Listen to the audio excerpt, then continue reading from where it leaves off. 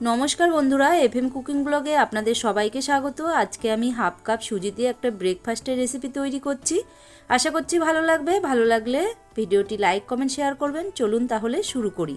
প্রথমেই আমি সুজিটা মিক্সি গ্রাইন্ডারের ভেতরে নিয়ে নিচ্ছি। তারপরে এখানে নিয়ে নিচ্ছি 1/4 কাপ টক দই। টক দইটাও এর ভেতরে দিয়ে দিচ্ছি। তারপরে নিয়ে নেব 1/4 কাপ জল। এখানে 1/4 কাপ জল আমি ব্যবহার করেছি, পরে লাগলে আর একটু দিয়ে দেব। এবার দিয়ে দিচ্ছি হাফ চামচ চিনি। এবার দিয়ে দেব 1 চামচ রিফাইন্ড তেল। তেলটা কিন্তু অবশ্যই দেবেন, তাহলে নাস্তাটা একটু সফট আর ফোলা ফোলা হবে। এবার মিক্সি গ্রাইন্ডারের ঢাকনা বন্ধ করে আমি পেস্ট করে নিচ্ছি। দেখুন পেস্ট করা হয়ে গেছে। এবার আমি একটা বাটিতে ঢেলে নিচ্ছি। বন্ধুরা দেখুন এরকম ঘন পেস্ট তৈরি হয়েছে। এবার আমি মিক্সি গ্রাইন্ডারের ভেতরে যা লেগে আছে এর ভেতরে দিয়ে দিচ্ছি 2 চামচ মতো জল। দিয়ে আমি এইটা ভালো করে ধুয়ে নিয়ে নিচ্ছি, তাহলে সুজিটা একটু নষ্ট হবে না। বন্ধুরা এইভাবে আমি একটু ধুয়ে এর ভেতরে দিয়ে দিচ্ছি। দেখুন এটা ঢেলে দিয়েছি। এবার আবারও একটু ভালো করে মিশিয়ে নেব। বন্ধুরা আমার লবণটা দেওয়া হয়েছিল না, তাই এই পর্যায়ে আমি লবণ দিয়ে দিলাম। এবার ভালো করে মিশিয়ে নিচ্ছি। বন্ধুরা লবণ ব্যাটারের সঙ্গে ভালোভাবে মিশিয়ে নিতে হবে। দেখুন ব্যাটারের ঘনত্বটা ঠিক এরকম হবে। বন্ধুরা আপনারা দেখেই বুঝতে পাচ্ছেন যে ব্যাটারের ঘনত্বটা কেমন রয়েছে। এবার আমি ঢাকনা চাপা দিয়ে এটা 10 মিনিট রেস্টে রেখে দিচ্ছি। এদিকে আমি একটা পুর বানিয়ে নেব। তার জন্য নিয়েছি একটা সিদ্ধ আলু। আলুটা আমি এইভাবে কেটে নিচ্ছি। বন্ধুরা আজকে আমি একদম অন্যরকমভাবে তৈরি করব। এইভাবে একটু মোটা মোটা করে গোল গোল করে আমি কেটে নিচ্ছি। আর সাইডের অংশগুলো আমি রেখে দেবো, অন্য কিছুতে ব্যবহার করে ফেলবো। দেখুন এইভাবে আমি 4টে টুকরো বের করে নিয়েছি। এবার এইগুলো আমি সাইডে রেখে দিলাম। এই 4টে টুকরো দিয়ে আমি রেসিপিটি করব। এবার নিয়েছি একটা কাঁটা চামচ। এভাবে একটু গায়ে ছিদ্র করে দিচ্ছি, তাহলে মশলাগুলো ভালো ঢুকবে। বন্ধুরা এর আগেও আমি এই রেসিপি করেছি, কিন্তু অন্যরকমভাবে। আজকে একটু অন্যরকমভাবে করব, তাই এইভাবে আমি কাঁটা চামচ দিয়ে ছিদ্র করে নিলাম। বন্ধুরা দেখুন এরকম হয়েছে, এরকমভাবে করে নিতে হবে। এবারে এর ভেতরে আমি কিছু মশলা অ্যাড করে দিচ্ছি। দিয়ে দিলাম 1 চামচ চিলি ফ্লেক্স। এবার দিয়ে দিচ্ছি হাফ চামচ বিট লবণ। আর দিয়ে দেব অল্প একটু লেবুর রস। বন্ধুরা লেবুর রস দিলে টেস্টটা খুবই ভালো হয়, তাই আমি এখানে লেবুর রস দিয়ে দিয়েছি। এবার দিয়ে দিচ্ছি কিছুটা ধনেপাতা। বন্ধুরা এগুলো সব দিয়ে আমি হাতের সাহায্যে ভালো করে একটু ডলে ডলে মিশিয়ে নেব, তাহলে পুরটা রেডি হয়ে যাবে। বন্ধুরা দেখুন এইভাবে আমি আলুগুলোর সঙ্গে মশলা হাত দিয়ে এইভাবে ডলে ডলে মিশিয়ে নিলাম। দেখুন বন্ধুরা পুর একদম রেডি হয়ে গেল। এবার এদিকে আমি ব্যাটারটা দেখে নিচ্ছি।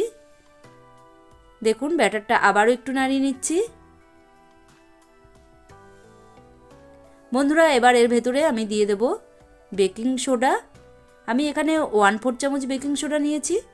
এটা আমি এর ভেতরে দিয়ে দিলাম। বন্ধুরা এটা নাস্তাটা তৈরি করার আগে আগেই ব্যবহার করতে হবে, তাই আমি এখন দিয়ে দিলাম।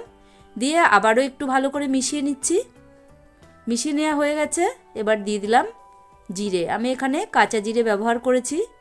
বন্ধুরা জিরে দিয়েও আমি আবারও একটু ভালোভাবে মিশিয়ে নিচ্ছি। বন্ধুরা এখানে অনেক রকম সবজিই দেওয়া যেতে পারে, কিন্তু আজকে আমি কোনো সবজির ব্যবহার করিনি। এবার কড়াই গরম করতে দিয়েছিলাম। কড়াইটা গরম হয়ে গেছে। দিয়ে দিলাম হাফ চামচ তেল। তেলটা একটু ভালো করে চারিদিকে ছড়িয়ে দেব। এবার এখান থেকে 1 হাতা ব্যাটার নিয়ে আমি প্রথমে কড়াইয়ের মাঝখানে দিয়ে দিচ্ছি। দেখুন এইভাবে দিয়ে দিয়েছি।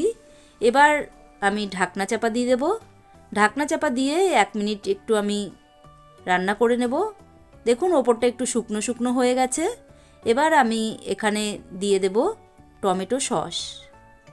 বন্ধুরা সস ওপরে দিয়ে একটু ছড়িয়ে দেব, তাহলে খেতে অসম্ভব মজার হবে। দেখুন দিয়ে দিয়েছি। এবার চামচ দিয়ে একটু ছড়িয়ে দিলাম। এবার এর উপরে যে আলু আমি করে রেখেছি সেটা দিয়ে দিলাম। বন্ধুরা এই আলুর চাটটা খেতে দারুণ লাগে। এর ভেতরে দিয়ে দিলে আরোই টেস্ট হবে। এবার আবারও উপর থেকে একটু ব্যাটার আমি দিয়ে দিচ্ছি। এবার আবারও আমি ঢাকনা চাপা দিয়ে দেব। বন্ধুরা ঢাকনা চাপা দিয়ে 2 মিনিট মতো রান্না করে নিলেই হয়ে যাবে। দেখুন ওপরটা একটু শুকনো শুকনো হলে এবার ওপর থেকে আমি কিছুটা শুকনো লঙ্কার গুঁড়ো এভাবে দিয়ে দিচ্ছি, তাহলে নাস্তাটা খেতেও ভালো হবে আবার দেখতেও ভালো হবে। এবার আমি উল্টে দিলাম, উল্টে দিয়ে আবারও আমি ঢাকনা চাপা দিয়ে 1 মিনিট রান্না করে নেব, তাহলে ভেতরে আর কাঁচা থাকবে না। দেখুন এইভাবে আমি করে নিয়েছি, এটা হয়ে গেছে। এবার আমি নামিয়ে নেব। দেখুন বন্ধুরা, এভাবেই আমি সবকটা করে নেব। এটা আমি প্লেটে নামিয়ে নিলাম। বন্ধুরা, আমার এই ভিডিওটি যদি ভালো লাগে তাহলে ভিডিওটিতে একটি লাইক দিয়ে দেবেন। দেখুন বন্ধুরা, আমি আরেকটাও করে নিচ্ছি। ওই একই রকমভাবে আবারও আলুর পুর দিয়ে দিলাম। এবার এর ওপর থেকে আবার ঢেকে দিলাম। দেখুন এটাও রেডি হয়ে গেছে। এবার আমি এটা নামিয়ে নিচ্ছি। বন্ধুরা, দেখলেন তো, এটা বানানো খুবই সহজ। ব্রেকফাস্ট বা ডিনারে খেতে পারেন। বন্ধুরা, 1টা থেকে 2টো খেলেই পেট ভর্তি হয়ে যাবে। বন্ধুরা দেখুন, আমার 4টাই রেডি হয়ে গেছে। এবার আমি সার্ভ করে দেব। বন্ধুরা, আপনারা কিন্তু কমেন্ট করে জানাবেন যে রেসিপিটি আপনাদের কেমন লেগেছে।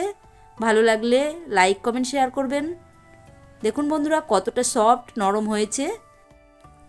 বন্ধুরা, এবার আমি এই রেসিপিটি একটু গার্নিশিং করে দিচ্ছি। গার্নিশিং করে দিলে দেখতে খুবই ভালো হবে, খেতেও ভালো লাগে। দেখুন বন্ধুরা, আমার গার্নিশিং করা হয়ে গেছে। তাহলে আজকের ভিডিও এখানে শেষ করছি। দেখা হচ্ছে অন্য কোনো ভিডিওতে। আজকের মতো এখানে বিদায় নিচ্ছি। Thank you.